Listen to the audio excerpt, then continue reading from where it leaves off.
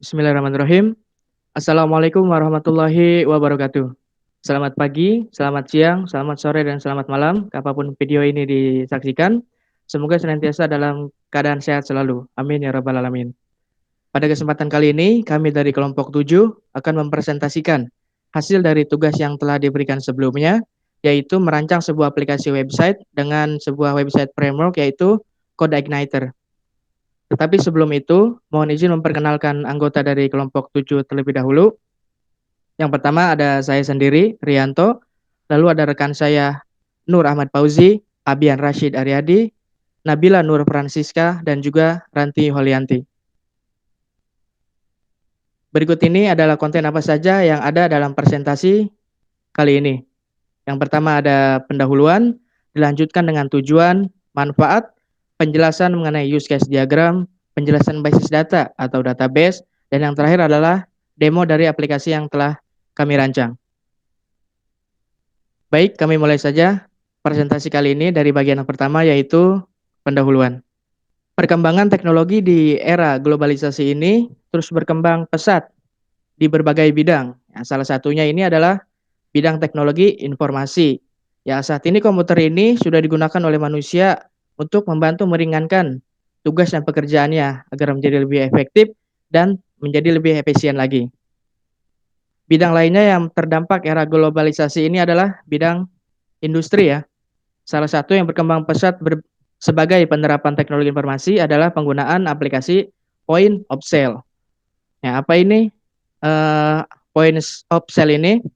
Nah, jadi point of sale sendiri adalah suatu kegiatan yang orientasinya adalah ada pada penjualan serta suatu sistem yang dapat membantu proses dalam menjalankan suatu transaksi ya. Aplikasi seperti ini akan sangat membantu dalam dunia bisnis karena dapat menjadi terminal uang ya, ibaratnya dijadikan sebagai terminal uang di mana tempat menerima pembayaran dari pelanggan kepada penjual.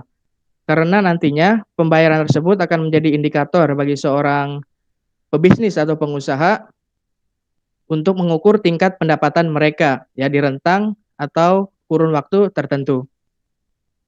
Kurang lebih seperti itu untuk bagian pendahuluan. Untuk materi selanjutnya mengenai tujuan akan disampaikan oleh rekan saya Ranti Holianti. Terima kasih. Baik, terima kasih kepada Saudara Rianto. Selanjutnya yaitu tujuan dari aplikasi ini yaitu untuk merancang aplikasi point of sale ini di mana untuk mendukung sistem layanan pembelian yang dapat membantu para pengusaha kecil dan menengah dalam hal mengolah data dan juga transaksinya. Jadi di aplikasi point of sale ini bisa mempermudah pembisnis kecil terutama ya dalam mengolah datanya juga dan dalam proses transaksinya. Next. Selanjutnya manfaat dari aplikasi ini yaitu next. Di mana dapat memberikan informasi data secara terperinci atas setiap transaksi yang terjadi. Jadi nanti di aplikasi ini tuh transaksinya itu jelas gitu dan efisien pada saat digunakan. Lalu bisa memberikan ringkasan laporan dalam setiap kurun waktu tertentu yang bisa dijadikan sumber data ketika dibutuhkan kembali. Jadi nanti di laporan aplikasi ini itu terdapat waktu tertentu sesuai yang sudah diinput. Lalu mengawasi dan mengelola stok produk dengan mudah. Nanti di aplikasi ini itu terdapat stoknya itu ada berapa. Jadi nanti bakal kelihatan. Lalu dapat memberikan laporan secara real time. Selanjutnya, pengelolaan dan perubahan harga produk lebih cepat dan mudah.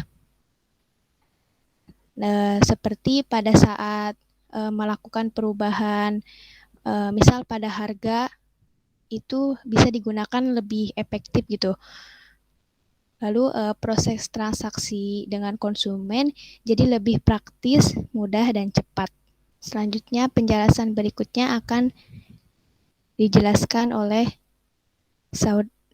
saudari Nabila. Penjelasan use case diagram. Next. Nah, use case sendiri merupakan gambaran fungsional dari sebuah sistem. Nah, use case untuk aplikasi penjualan ini terdapat dua aktor, yaitu admin dan kasir, di mana admin dapat login, mengelola data pengguna, mengelola penjualan atau transaksi, mengelola data barang, mengelola data supplier, mengelola data pembelian, mengelola kategori barang, mengelola laporan penjualan, dan logout. Sedangkan kasir hanya dapat login, mengelola penjualan atau transaksi, dan logout. Next. Selanjutnya yaitu database. Database sendiri yaitu kumpulan data digital yang disimpan dan saling terhubung di dalam komputer. Database dalam aplikasi ini terdapat 8 tabel, yaitu tabel jual, tabel detail jual, tabel user, tabel barang, tabel beli, tabel detail beli, tabel kategori, dan tabel supplier. Nah, tabel jual dan tabel detail jual terhubung menggunakan jual Novak. Tabel user dan tabel jual terhubung menggunakan jual user ID. Tabel user dan tabel barang terhubung menggunakan barang user ID. Tabel user dan tabel beli terhubung menggunakan beli user ID. Tabel barang dan tabel detail barang terhubung menggunakan jual barang ID. Tabel barang dan tabel detail beli terhubung menggunakan beli barang ID. Tabel beli dan tabel detail beli terhubung menggunakan beli kode. Tabel supplier dan tabel beli terhubung menggunakan beli supplier ID. Tabel supplier dan tabel beli terhubung menggunakan beli supplier ID. Tabel kategori dan tabel barang terhubung menggunakan barang kategori ID. Nah, selanjutnya demo aplikasi. Yang pertama akan dijelaskan oleh Saudara Nur Ahmad Fauji. Kepadanya dipersilakan. Oke, untuk demo aplikasi ini kita akan coba langsung saja menuju localhost yang telah kita jalankan melalui aplikasi SAM-PP. Lalu kita menuju ke localhost Laris Sejahtera. Nah, setelah itu akan muncul menu login. Menu login ini berfungsi untuk kita masuk ke dalam aplikasi utama. Login ini misalkan kita coba menggunakan admin dan passwordnya admin yang telah kita buat pada database sebelumnya. Lalu kita tekan tombol login. Nah, berikut ini merupakan tampilan utama dari aplikasi Toko Laris Sejahtera yang telah kita buat. Nah, pada bagian atas terdapat menu bagian navigasi. Fungsinya adalah merupakan untuk pintasan sebagai menu-menu lainnya. Dan di bawah terdapat pilihan menu fitur-fitur yang ada pada aplikasi kami. Kita coba ke fitur pertama, itu penjualan eceran. Nah, setelah diklik, tampilan navigasi di atas tetap muncul meskipun kita telah beralih ke halaman lain. Nah, pada menu transaksi penjualan eceran ini kita bisa mengetikkan kode barang. Pada transaksi penjualan ini berfungsi untuk melakukan transaksi penjualan yang telah terjadi. Misalkan kita ketikkan kode barang yang telah kita jual, misalnya B001. Nah, secara otomatis kode barang tersebut akan muncul karena telah kita buat pada database sebelumnya. Misalkan sosis Sonais, lalu ada satuannya, jumlah stok yang tersedia, harga, diskon, dan jumlahnya. Misalnya kita beli dengan jumlah 3, lalu tekan OK. Nah, secara otomatis akan muncul pada menu bagian bawah. Jika kita ingin menambah produk lain, kita bisa juga menekan tombol cari produk pada bagian kanan atas. Lalu pilih menu produk yang akan kita pilih, misalkan Coklatos atau Beng Beng misalnya. Nah, Setelah itu akan muncul pada bagian bawah dengan kuantitasnya 1. Jika kita ingin menambahkannya lagi, kita cukup perlu mencari produknya lagi. Nah, jika selesai, maka total belanja akan muncul secara otomatis, dan tunai merupakan uang yang digunakan untuk membayar. Misalkan kita beri 60.000. Nah, setelah itu kembalian akan muncul secara otomatis dari hasil transaksi tersebut berjumlah 3.000. Jika sudah selesai, kita tekan tombol simpan. Maka transaksi tersebut akan tersimpan. Kita juga bisa mencetaknya ke dalam bentuk PDF atau cetak langsung print dengan tampilan sebagai berikut. Nah, jika kita ingin menyimpannya sebagai PDF, kita tinggal tekan simpan saja. Oke, tutup saja. Nah, berikut hasilnya. Kemudian jika kita ingin melakukan transaksi lagi atau kembali ke menu utama, kita tekan tombol kembali. Nah, untuk kembali ke menu utama, kita hanya perlu menekan tombol toko lari sejahtera pada bagian navigasi kiri atas. Nah, klik. Setelah itu akan menuju ke menu utama kembali. Untuk selanjutnya ada menu penjualan grosir. Menu penjualan grosir ini sama dengan penjualan eceran, namun perbedaannya hanyalah dari harga dari suatu produknya. Misalnya kita bisa melakukan cari produk lagi, kita coba, kita pilih coklatos. Nah, di sini terlihat harganya lebih murah dari bagian penjualan eceran. Lalu kita bayar dengan uang tunai 20.000. Nah, otomatis harga uang kembaliannya akan muncul di tampilan di layar. Jika selesai, kita tekan tombol simpan, dan kita bisa mencetaknya atau menuju ke menu utama lagi.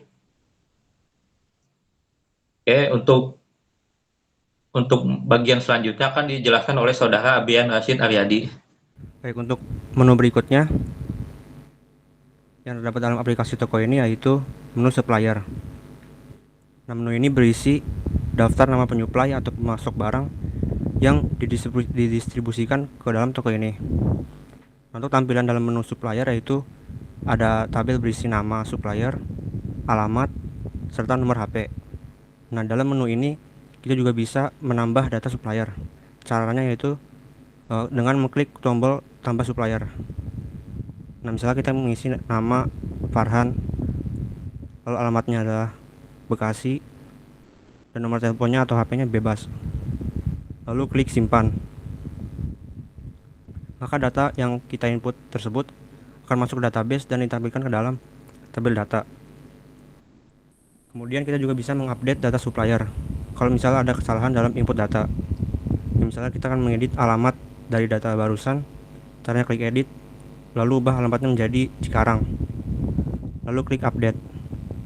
Nah, kita juga bisa menghapus data supplier. Caranya klik tombol hapus data yang ingin kita hilangkan, lalu klik hapus. Maka data tadi akan terhapus dari database. Nah, untuk menu berikutnya yaitu menu kategori.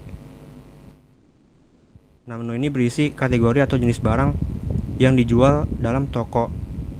Dari tabel tersebut bisa diketahui bahwa toko ini menjual jenis barang yaitu sabun, makanan, dan minuman. Nah, kita juga bisa menambah kategori. Caranya yaitu klik tambah kategori, lalu input nama, misalnya alat tulis, lalu klik simpan. Nah, kita juga bisa mengedit kategori. Caranya klik edit, lalu ubah namanya menjadi peralatan sekolah atau alat sekolah, lalu klik update. Nah, kita juga bisa menghapus data kategori yaitu dengan mengklik tombol hapus, lalu klik hapus.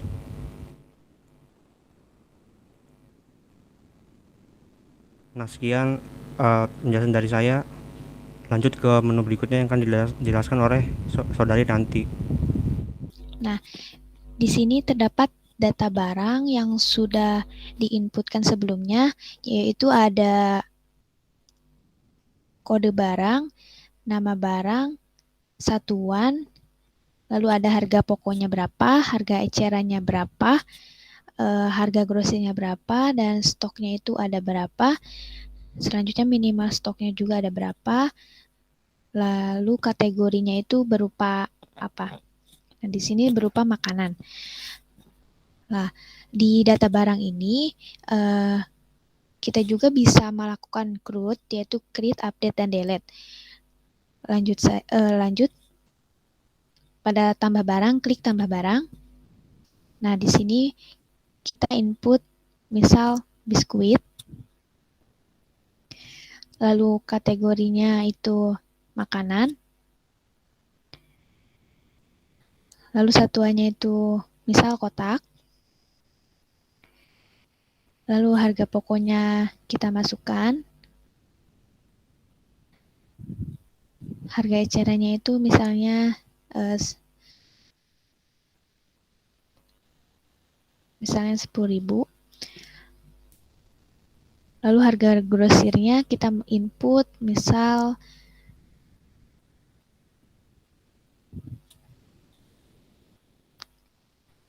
lalu stoknya itu misal ada 20 dan minimal stoknya itu misalnya 1. Lalu klik simpan. Nah, data yang sudah tadi ditambah akan tersimpan di database dan akan ditampilkan di data barang tabel barang ini. Selanjutnya kita juga bisa melakukan edit pada data barang ini. Klik edit. Nah, di sini misal kita ubah satuannya itu menjadi buah. Nah, kita klik update. Nah, data barang yang tadi sudah diedit, maka akan muncul hasilnya seperti berikut. Di data barang ini, kita juga bisa melakukan hapus pada data barang. Misal kita ingin menghapus nama barang biskuit. Klik hapus. Lalu, jika yakin mau hapus, klik hapus. Nah, data yang sudah terhapus tadi akan hilang di tabel data barang ini. Seperti itu tampilan pada data barang. Selanjutnya lanjut ke tampilan pengguna, yaitu pada data pengguna ini terdapat nama, username, password, level, dan status. Di data pengguna ini juga pada bagian password menggunakan MD5 agar bisa tidak terlihat passwordnya agar aman. Lalu data pengguna ini bisa dioperasikan CRUD-nya, yaitu bisa tambah pengguna, klik, misal memasukkan nama Ranti, lalu username-nya itu misal admin, misal password-nya sebagai berikut. Lalu klik ulangi password sebagai berikut. Labelnya itu misal sebagai admin. Klik simpan. Nah, data yang sudah ditambah tadi akan tersimpan di database dan akan ditampilkan di tabel data pengguna ini. Selanjutnya, di data pengguna bisa melakukan edit juga. Misal kita ingin merubah namanya itu menjadi Nabila. Jika ingin lanjut mengubah, sebelumnya masukkan passwordnya dulu terlebih dahulu seperti berikut. Jika ingin mengubah, klik update. Nah, data yang tadi diubah akan terubah dan ditampilkan di data pengguna. Selanjutnya, misal kita ingin nonaktifkan pengguna atau menghilangkan nama pengguna di tabel data pengguna ini, klik nonaktifkan, klik nonaktifkan lagi. Nah, data yang tadi dinonaktifkan akan langsung hilang. Seperti itulah penjelasan dari fitur data pengguna. Penjelasan berikutnya akan dijelaskan oleh Saudara Rianto. Baik, terima kasih Saudari Ranti. Nah, untuk fitur atau menu yang selanjutnya yaitu ada menu atau fitur laporan ya. Sini kita buka. Nah, di dalam menu laporan ini kita dapat melihat sekaligus dapat mencetak juga beberapa kategori laporan yang tersedia.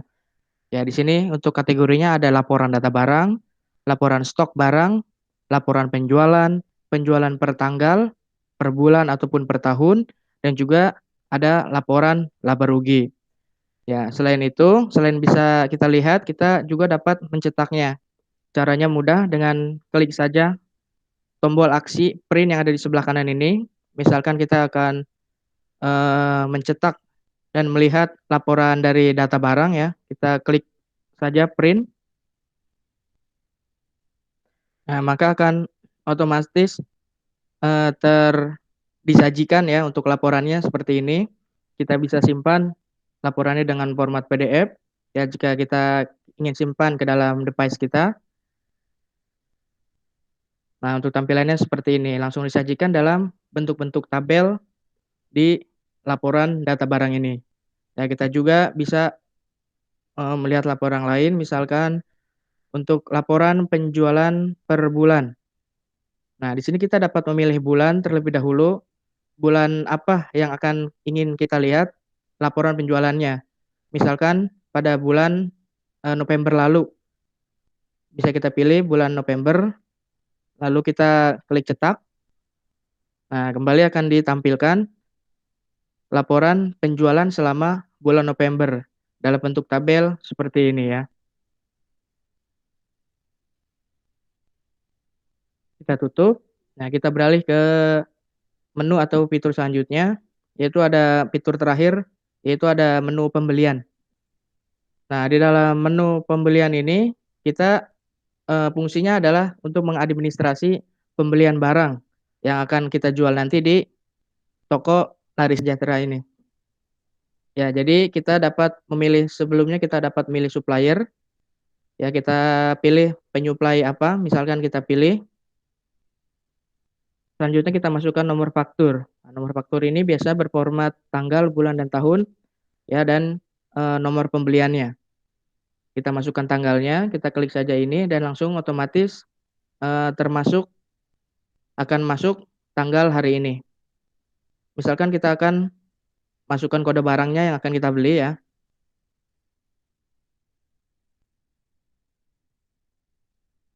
Kita masukkan kode barangnya. Misalkan ini barang yang akan kita beli ya. Kita misalkan beri dengan jumlah 24. Jumlahnya pembeliannya 24 buah ya. Lalu kita klik OK. Nah, maka akan masuk datanya di sini. Ya, kita bisa batalkan ya dan kita bisa simpan. Langsung saja coba kita simpan ya. Nah, di sini ada alert ya, alertnya bertuliskan pembelian berhasil disimpan ke database. Ya, artinya barang yang tadi kita sudah beli itu langsung otomatis masuk ke dalam data barang. Ya, datanya jumlah barangnya akan bertambah karena kita baru saja membeli barang tersebut. Kurang lebih seperti itu untuk presentasi yang dapat kelompok kami sampaikan. Mohon maaf apabila ada kesalahan, semoga bermanfaat. Kami ucapkan banyak terima kasih. Wassalamualaikum warahmatullahi wabarakatuh.